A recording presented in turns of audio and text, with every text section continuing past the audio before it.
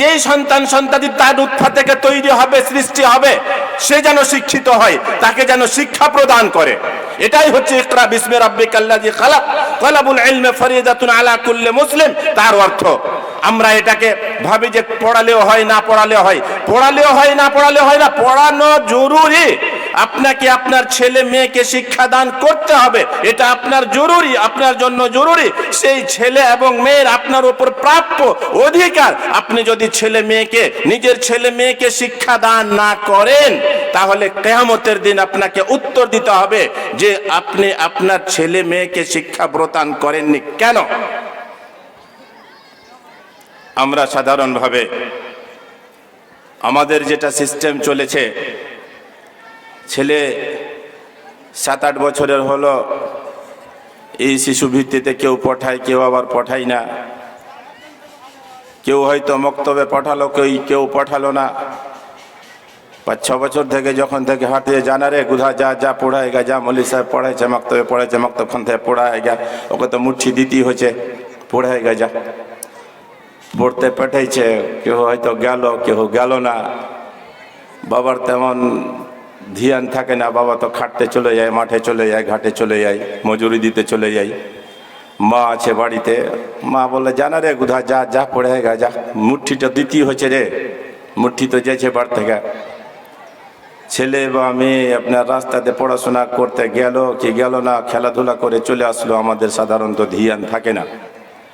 তারপরে এই ধরনের খেলাধুলা করতে করতে ছেলের বয়স যখন একটু বড় হলো, 7 বছরের 8 বছরের হলো, তখন ভুট্টা লাগাতে হবে, ধান লাগাতে হবে ইত্যাদি, এগুলো তো কাজ করতেই হবে। দিনে হয়তো সাধারণত আমরা যেগুলো বড় লেবার মজদুর হয় তাদের 400 টাকা দিন আমরা দিই। যদি ভুট্টা লাগার সিজন সময় আসলো বা আর কিছু লাগার সময় আসলো, তখন বাচ্চা ছেলে যাদের বয়স হয়তো 10 থেকে 11 বছর, তারাও কাজ করে। ওরা ওই আমাদের দেখি মানে বিঘা হিসাবে ভুট্টা লাগাতে নিয়ে নেয়, 500-700 টাকা করে দিনে কামাই করে। একটা বাচ্চা ছেলে 10-11 বছরের ছেলে, 12 বছরের 13 বছরের ছেলে 600-700 টাকা করে। ভালো লাগে, গার্জেন চিন্তা করে, মা বাবা চিন্তা করে, যাক ভালোই হয়েছে। আবার ওই ছেলেটা যখন আরও একটু বড় হলো, 15 বছরের হলো, এই 600-700তে কাজ হবে না। আর এই 600-700 তো ডেলি আসবে না। ভুট্টা লাগার সিজন কত? ম্যাক্সিমাম 1 থেকে 1.5 মাস, বা ধরেন 40 দিন থেকে 50 দিন, আর কত হবে? তো ওরা ভাবে যে না ঠিক আছে, এরকম করে কাজ হবে না। আমাদের পড়োশির ছেলে তো কেরালাতে কাজ করছে, ওর বয়স তো 16 বছরে বা 15 বছরে তো কাজ করছে, আমার ছেলেটাও যাক। আবার কেউ বললো যে আরে 15-16 বছর তোমার ছেলের বয়স, তুমি পড়াবা, রাস্তাতে জিআরপি ধরবে, দিয়ে বন্ধ করে দিবে, তুমি ছেলেটাই পাবা না। তখন বুদ্ধির কমি নেই আমাদের গার্জেনদের কাছে, মাশাআল্লাহ, বুদ্ধির কমি নেই। ও তখন কি করছে, আধার কার্ডে বয়সটা বাড়িয়ে দিল, আধার কার্ডে 22 বছরের করে দিল, 22 বছরের বয়স করে দিয়ে ছেলেকে পাঠিয়ে দিল কেরালা। বন্ধুগণ, চিন্তা করেছেন, কোনো সময় চিন্তা করেছেন আপনি ইকরা বিসমি রাব্বিকাল্লাযী খালাক এর উপরে আমল করলেন? তালাবুল ইলমি ফরিদাতুন আলা কুল্লি মুসলিম এর উপর আমল করলেন? এটা আপনার উপরে প্রাপ্য। দেখেন, ছেলে মেয়ে পৃথিবীতে আসছে কিছু হক নিয়ে আসছে, প্রাপ্য নিয়ে আসছে। ছেলে মেয়ের হক বা প্রাপ্য অধিকার বাবা এবং মায়ের ওপরে। এটা হচ্ছে যে বাবা এবং মা তার ছেলে অথবা মেয়েকে যেন ওর জন্মের পরে যেমন জন্ম নিল, ওর ভালো যেন নাম রাখে, 7 দিনে আকিকা দেয়, ওর চুল কামায়, তারপর আস্তে আস্তে, তারপর জন্মের পরে পরে আজান দিবে, একামত দিবে ডান দিকে বাম দিকে। তারপর ছেলে আস্তে আস্তে বড় হলো, ওকে কালেমায়ে তাওহীদ শিখাবে, লা ইলাহা ইল্লাল্লাহ মুহাম্মাদুর রাসূলুল্লাহ শিখাবে, দোয়া শিখাবে, সূরা শিখাবে। আস্তে আস্তে বড় হবে, ছেলে একটু বড় হলো, হাঁটতে শিখলো, চলতে শিখলো, ওকে নামাজ পড়তে নিয়ে যাবে। তারপরে যদি নামাজ ঠিকঠাক পড়তে লাগলো, আলহামদুলিল্লাহ। যখন 10 বছরের হয়ে যাচ্ছে অথচ নামাজ পড়ছে না, ওকে মার দিতে হবে, ওর মানে ঠিকঠাক নামাজ ওকে ধরাতে হবে, কোরআন শিক্ষা দিতে হবে, দ্বীন ইসলামের আইন কানুন শিক্ষা দিতে হবে। এটা হচ্ছে বাবা মায়ের উপর ছেলে মেয়ের অধিকার, হক। তাহলে আমাদের প্রয়োজন আছে শিক্ষার দিকে এগিয়ে আসা, দ্বীন ইসলামের শিক্ষাকে অগ্রাধিকার দেওয়া, এবং তার পাশাপাশি আসরি উলুম, বিজ্ঞান, science, geography, biology, history, chemistry, এই সব কিছুকেও জানা, যেন আমাদের জেনারেশন ভারতের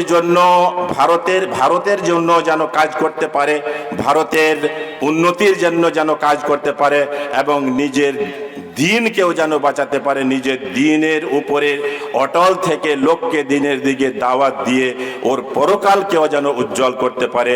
আমি সকল ব্যক্তির নিকট অনুরোধ করব, গুজারিশ রাখবো, আপনারা সকলে এটা কোনো সময় ভাববেন না যে ছেলে মেয়েকে শিক্ষা দিলেও হয় না দিলেও হয়, এটা আপনারা ভুল বুঝে আছেন। ছেলে মেয়েকে শিক্ষা দেওয়া অপরিহার্য। আমি ওই শাহাবুদ্দিন মামা রয়েছে, তারা বিডিওয়ালা, ওনার মুখ দিয়ে শুনেছি, ওনার কথাটা একটু কড়া, হয়তো ওই উসলুবটা আমরা পছন্দ নাও করতে পারি, কিন্তু কথাটা কিন্তু দামি। উনি এক মজলিসে উনি বলছিলেন, এক সভায়, সম্ভবত গোপালপুরের সভাতে বলছিলেন, যদি ছেলে মেয়েকে শিক্ষা দেওয়ার শক্তি না থাকে তাহলে জন্মও দিবেন না। তো কথাটা কড়া, কিন্তু এতে বাস্তবতা রয়েছে। আপনি ছেলে মেয়েকে জন্ম দেন, এটা ভালো। আল্লাহ রাসূল সাল্লাল্লাহু আলাইহি সাল্লাম বলছেন, তাজাওয়াজুল ওয়াদুদ আল ওয়ালুদ ফাইন্নী মুকাসিরুন বিকুমুল উমাম।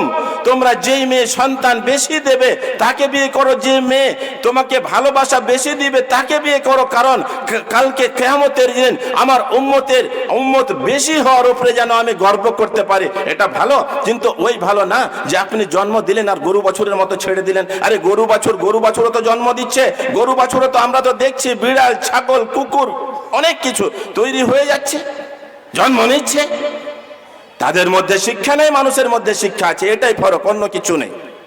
মানুষও ছেলে মেয়ে জন্ম দিচ্ছে, মানে মেয়েরা ছেলে মেয়ে জন্ম দিচ্ছে, ছেলের মাধ্যমে সেটা আসছে, ছেলের নুতফা, মেয়ের নুতফা, দুই নুতফা থেকে সন্তানাদি তৈরি হচ্ছে। ওই রকমই জানোয়ারের মধ্যে হচ্ছে, ওখানে গরু, বাছুর, বিড়াল, কুকুর সবকিছু তৈরি হচ্ছে। দুই নুতফা যখন একসঙ্গে সংঘর্ষ হচ্ছে, মিলছে, তখন একটা বাচ্চা তৈরি হচ্ছে।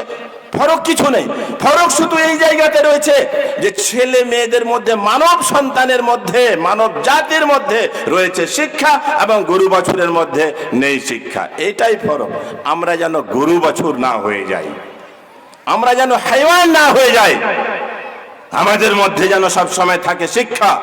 আমরা যেন সব সময় মাথায় রাখি কোরআনের আয়াতকে, আমরা যেন সব সময় মাথায় রাখি আল্লাহর রাসূল সাল্লাল্লাহু আলাইহি ওয়াসাল্লামের বাণী, তালাবুল ইলমি ফরিদাতুন আলা কুল্লি মুসলিমকে।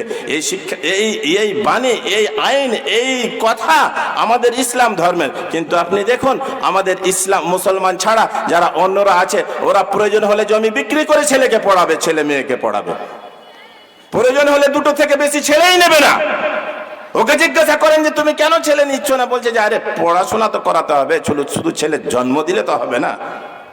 ও ঠিক ভাবছে, ও জানতে পারছে যে শিক্ষা দেওয়া অপরিহার্য। প্রয়োজন হলে জমি বিক্রি করে দিবে, প্রয়োজন হলে বউর গয়না বিক্রি করবে, প্রয়োজন হলে নিজের আরো কিছু সম্পত্তি বিক্রি করবে, কিন্তু ছেলে মেয়েকে পড়াবে। আর আমরা, আমাদের মুসলিমরা, বিশেষ করে আমাদের শেরশাবাদী কোথায় ছেলে মেয়েকে পড়াবে? ও তো 5,000 টাকা ফিসের জন্য কেরালায় পাঠিয়ে দিবে, কিন্তু মাদ্রাসাতে 5,000 টাকা ফিস দিবে না। ওর বাড়িতে ভোজ ভাজ করে দিবে, বিয়ে শাদীর ভোজ ভাজে লাখ লাখ টাকা, লক্ষ লক্ষ টাকা খরচ করে দিবে, সবকিছু করে দিবে। কিন্তু ছেলে মেয়েকে শিক্ষা দেওয়ার জন্য যদি প্রতিষ্ঠানে 5,000 টাকা এডমিশন ফিস লাগে, মান্থলি ফি যদি 2-3 হাজার টাকা লাগে, ওটা ওর জন্য অনেক ভারী হয়ে যাচ্ছে। এটা হচ্ছে আমাদের মূর্খামি, এটা হচ্ছে আমাদের দ্বীন ইসলাম থেকে হটে থাকার একটা বিরাট বড় দলিল।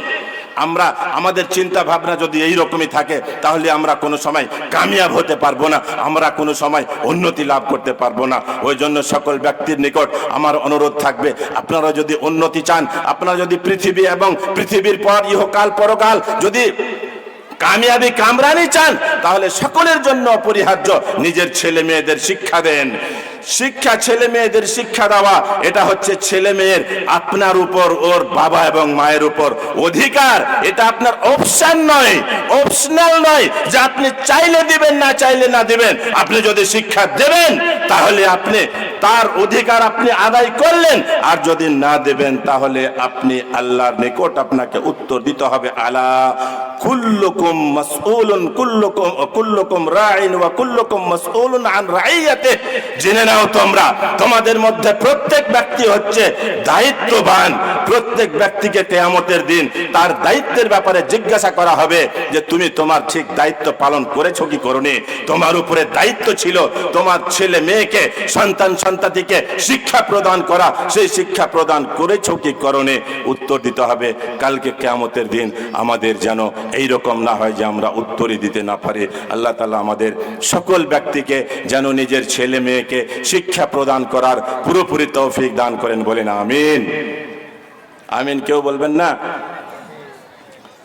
এবং এই যে প্রতিষ্ঠান রয়েছে, প্রতিষ্ঠান মহিলাদের প্রতিষ্ঠান, মহিলা নিজের মেয়েদের যদি আপনি না পড়ান তাহলে আপনার মেয়ে অশিক্ষিতা থাকবে। সেই অশিক্ষিতা মহিলা, অশিক্ষিতা মেয়ে, তার পেট থেকে যে সন্তান সন্ততি জন্ম নেবে তারাও মোটামুটি ওই রকমই অশিক্ষিতা থাকবে। শিক্ষিতা মহিলার পেট থেকে যেই ব্যক্তি, যেই সন্তান সন্ততি জন্ম নিবে, সেই সন্তান সন্ততিও শিক্ষিত বা শিক্ষিতা হবে। আপনারা ইমাম বুখারী রাহিমাহুল্লাহ নাম শুনেছেন? ইমাম বুখারীর নাম শুনেছেন আপনারা? হাত তুলেন, কে কে শুনেছেন? হাত তুলেন তো। বাস 2-4 জন শুনেছেন ইমাম বুখারীর নাম। তো ইমাম বুখারীর একটি বই রয়েছে, বইটির নাম কি জানেন আপনারা? কজন জানেন বলেন? হাত তুলেন, যারা জানেন হাত তুলেন। ইমাম বুখারীর বইটির নাম হচ্ছে সহিহ বুখারী। কোরআনের নাম শুনেছেন আপনারা? কোরআন, আল কোরআন নাম শুনেছেন? হাত তুলেন তো, হাত তুলেন। যারা আল কোরআন নাম শুনেছেন হাত তুলেন। আমাদের যেটা মেন গ্রন্থ, ইসলাম ধর্মের মেন গ্রন্থ হচ্ছে আল কোরআন। আর এর পাশাপাশি যেটা হাদিসের বই রয়েছে সেটা হচ্ছে সহিহুল বুখারী। সহিহুল বুখারী। তো সহিহুল বুখারীর লেখক হচ্ছেন ইমাম বুখারী। ইমাম বুখারীর যে বই সহিহুল বুখারী, পৃথিবীর সমস্ত ব্যক্তি, সমস্ত মুসলিমের ইত্তেফাক রয়েছে, একমত যে এই বইয়ে, এই গ্রন্থে যতগুলো হাদিস রয়েছে সবকটাই সহিহ। এখানে এইরকম না যে আহলে হাদিসের নিকট এইরকম, হানফিদের নিকট এরকম, বেরেলভিদের নিকট এরকম না, সবারই নিকট সমস্ত হাদিসই হচ্ছে সহিহ।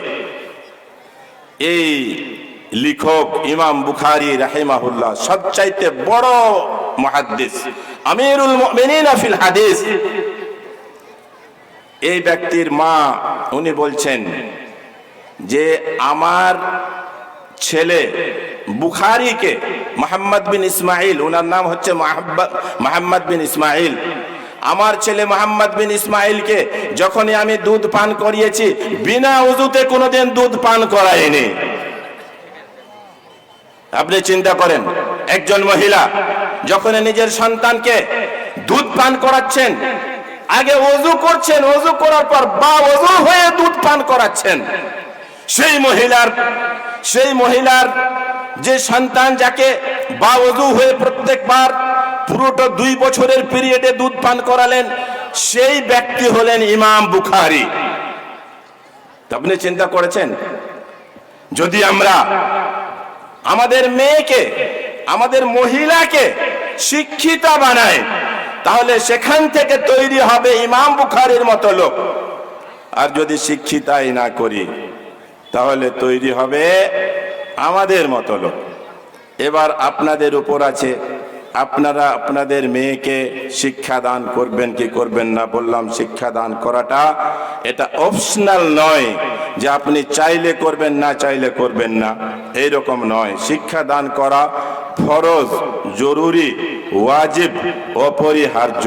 আমরা সবাই জানো এই প্রতিষ্ঠানে, এই এলাকার বা এই গ্রামের লোক যেন আমাদের মেয়েকে প্রতিষ্ঠানে পাঠায়, শিক্ষা দান করি নিজের মেয়েদের, এবং প্রতিষ্ঠানকে যত হারে পারি, যতটা আমাদের আপনাদের শক্তি আছে যেন আমরা তাআউন করি, আমরা যেন হেল্প করি, আমরা যেন দান করি, আমাদের সাদাকায়ে জারিয়া যেন এখানে করি। আপনি এই প্রতিষ্ঠানে একটা ইট দিবেন, একটা ইটের দাম 11 থেকে 12 টাকা। এই 12 টাকা যে আপনি দান দেবেন, এই 12 টাকা দিয়ে আপনার যে একটা ইট আসবে, এই ইটটা আপনার জন্য কিয়ামত পর্যন্ত হবে সাদাকায়ে জারিয়া। এর নেকিটা আপনার জারি থাকবে কিয়ামত পর্যন্ত। এই 12 টাকার আপনি চা খেয়ে ফেলে দেবেন, পান খেয়ে থুক ফেলে দিবেন, চলে যাবে, আপনার কোনো কাজ দিবে না। কিন্তু এই 12 টাকা যদি আপনার এই প্রতিষ্ঠানে যদি লাগে, একটা যদি ইট আসে, তাহলে এই ইটটা হবে আপনার জন্য কিয়ামত পর্যন্ত সাদাকায়ে জারিয়া। অনুরোধ থাকবে আপনারা সকলেই নিজের মেয়েদের এখানে শিক্ষা দান করার জন্য ভর্তি করবেন, এবং প্রতিষ্ঠানের যত হারে পারেন, যার যেই ধরনের সাধ্য রয়েছে, শক্তি রয়েছে, অনুদান দেওয়ার, সাদাকায়ে জারিয়া করার এবং হেল্প করার, তাআউন করার চেষ্টা করবেন। সবাই তাআউন দিবেন, মদদ দিবেন, ডোনেশন দিবেন, তাহলে এটা আপনার জন্য সাদাকায়ে জারিয়া হবে। আপনাদের সকলকে যেন আল্লাহ তাআলা সঠিকভাবে নিজের ছেলে মেয়েদের শিক্ষা দান করার তৌফিক দান করেন, বলেন আমিন। এবং আপনারা সকলেই যেন এই প্রতিষ্ঠানের প্রতি পজিটিভ থাকেন, মুসবাত থাকেন, এটারও যেন আল্লাহ তাআলা আপনাদের সকলকে তৌফিক দান করেন, বলেন আমিন। ওয়া সাল্লাল্লাহু আলা নবিয়িনা মুহাম্মাদিন ওয়া আলা আলিহি ওয়া সাহবিহি ওয়া সাল্লাম। আসসালামু আলাইকুম ওয়া রাহমাতুল্লাহি ওয়া বারাকাতুহু।